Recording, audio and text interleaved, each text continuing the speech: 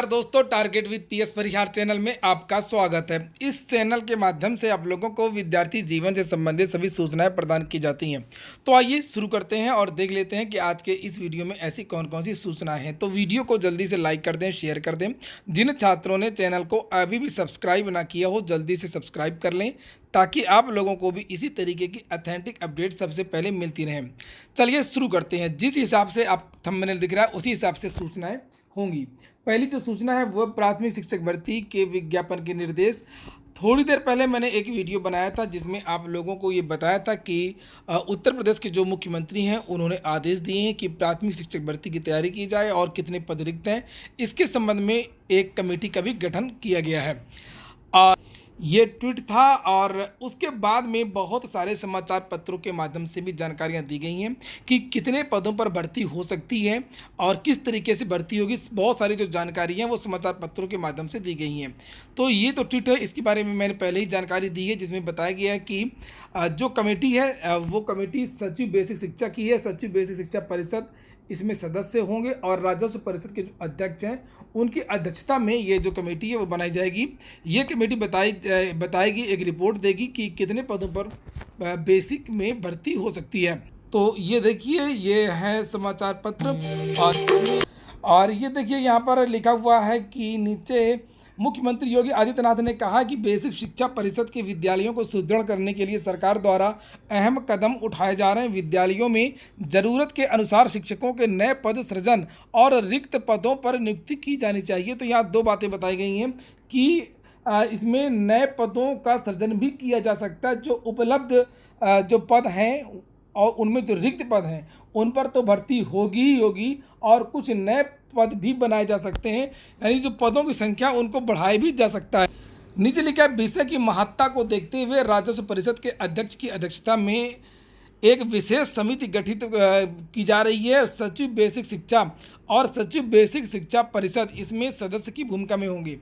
यह समिति रिक्त पदों का अध्ययन कर अपनी रिपोर्ट प्रस्तुत करेगी। सीएम ने शुक्रवार को टीम 9 की बैठक में ये निर्देश दिए और भी बहुत सारी बातें यहाँ पर लिखी हुई हैं। वहीं पर अन्य समाचार पत्रों के माध्यम से जानकारी दी गई है कि 2 लाख से ज़्यादा पद रिक्त हैं और यह जो समिति है वह रिक्त पदों पर अध्ययन करके अपनी रिपोर्ट प्रस्तुत करेगी। इसके अलावा विधानसभा चुनाव 2022 की पहले सरकार इन पदों को भरने के लिए बड़े स्तर पर भर्ती प्रक्रिया शुरू करेगी।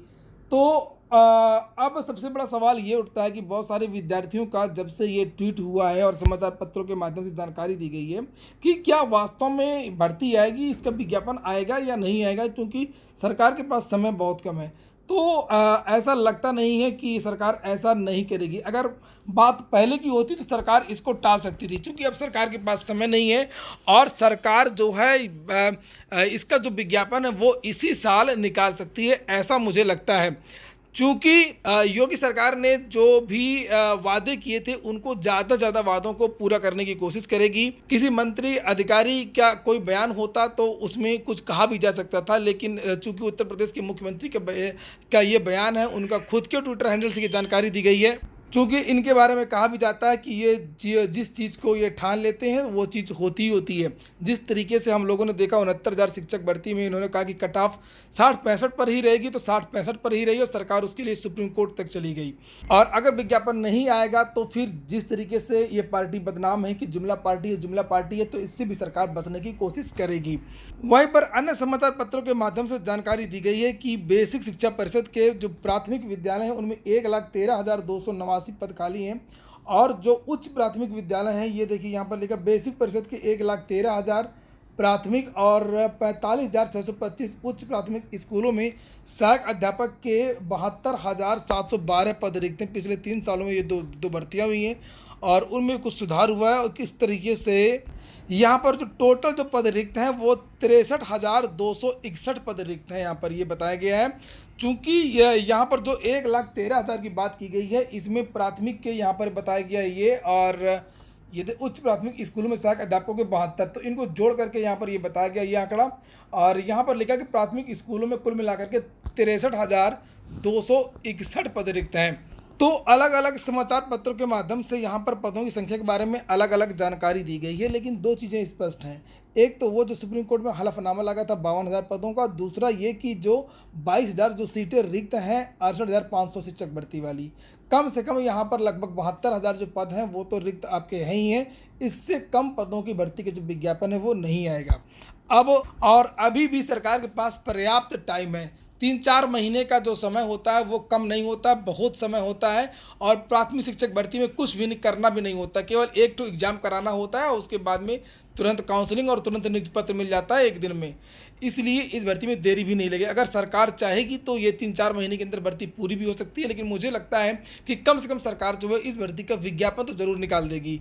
इसके बाद में अब जो अगली सूचना है वो है दरोगा भर्ती की, कोर्ट अपडेट की। बहुत सारे विद्यार्थी काफ़ी दिन से इसके बारे में पूछ रहे थे कि सर अब आगे क्या होगा, क्योंकि ये विद्यार्थी कोर्ट केस हार चुके थे सिंगल बेंच से, और अब ये जो विद्यार्थी हैं वो डबल बेंच चले गए हैं। ये ताज़ा अपडेट है और ये जो रीट है वो आज फाइल भी कर दी गई है, इसका नंबर भी आ गया है, यहाँ पर आप लोग देख सकते हैं। ये देखिए, ये है 657/2021 special appeal division bench civil appeal Deepak Kumar Singh, यही जो दीपक कुमार सिंह एंड 174 अदर्स, ये वही दीपक कुमार सिंह है एमओर मैथमेटिक्स वाले। और ये केस जो दाखिल हो गया है और जो जानकारी निकल कर के आ रही है कि ये बुधवार तक इस केस की जो सुनवाई है वो हो जाएगी। डबल बेंच में बहुत ज़्यादा समय नहीं लगता है, 1 या 2 तारीखों में ही मामला क्लियर हो जाता है। और अब अगर बात करें कि इस केस में क्या हो सकता है, तो कोर्ट के बारे में कुछ भी नहीं कहा जा सकता है, लेकिन बहुत ज़्यादा हताश होने की आवश्यकता भी नहीं है, चूँकि जो 69,000 शिक्षक भर्ती हुई थी उसमें शिक्षा मित्र केस जीत गए थे। 40-45 पर जो है वो आर्डर दे दिया गया था सिंगल बेंच से, और बीएड के जो विद्यार्थी थे, बीटीसी के जो विद्यार्थी थे वो डबल बेंच चले गए थे।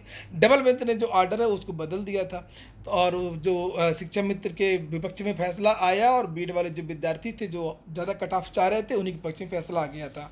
सुप्रीम कोर्ट में भी बाद में बीएड वालों की ही जीत हुई थी।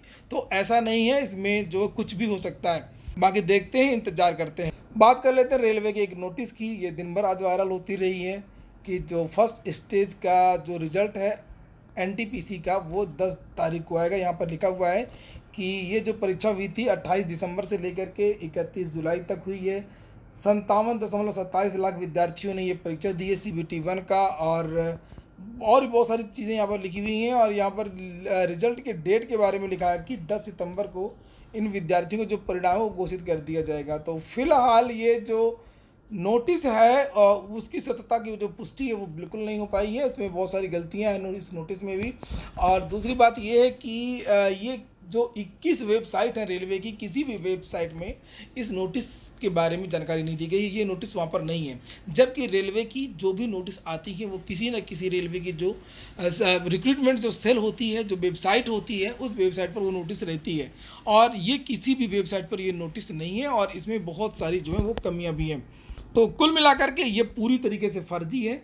हालांकि परिणाम आपका आ सकता है 10 तक, लेकिन ये जो नोटिस है वो पूरी तरीके से फर्जी है। बात कर लेते हैं थोड़ा सा टीजीटी के विद्यार्थी 2016 वाले, जो आज भी प्रदर्शन करते रहे चयन बोर्ड में, और इनका जो प्रदर्शन हुआ, और यहाँ पर इसके संबंध में एक प्रेस विज्ञप्ति भी जारी की गई है इन छात्रों के द्वारा, जिसे आप लोग यहाँ पर देख सकते हैं कि सामाजिक विज्ञान और कला चयनित छात्र मृत्युंजय सिंह के नेतृत्व में आज तीसरे दिन क्रमिक धरना चलता रहा। आज भी चयन बोर्ड पर चयनित प्रतियोगी छात्र भारी संख्या में एकत्रित हुए और अपनी 2 मांगों सामाजिक विज्ञान कला विद्यालय आवंटन शीघ्र किया जाए और सामाजिक विज्ञान कला का विद्यालय पैनल अतिशीघ्र भेजा जाए, इसको लेकर के धरना करते रहे, और दिन भर विद्यालय आवंटन के लिए चयन बोर्ड के अध्यक्ष जी का ध्यान अपनी तरफ करने के लिए नारे लगाते रहे।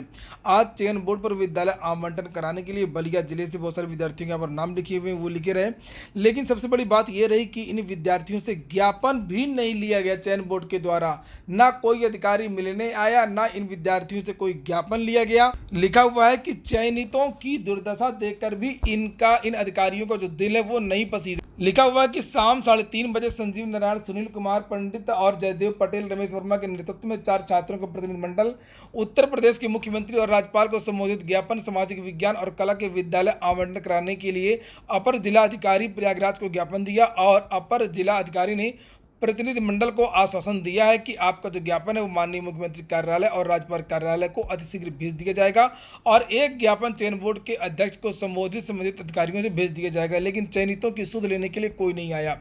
और यहीं पर ये बातें भी इन विद्यार्थियों ने लिखी हैं कि आज चयनित छात्रों को संबोधित करते हुए मोर्चा के अध्यक्ष मृत्युंजय सिंह ने कहा कि मानव मूल्यों तथा प्रजातंत्र का गला घोंट रहा माध्यमिक शिक्षा सेवा चयन बोर्ड।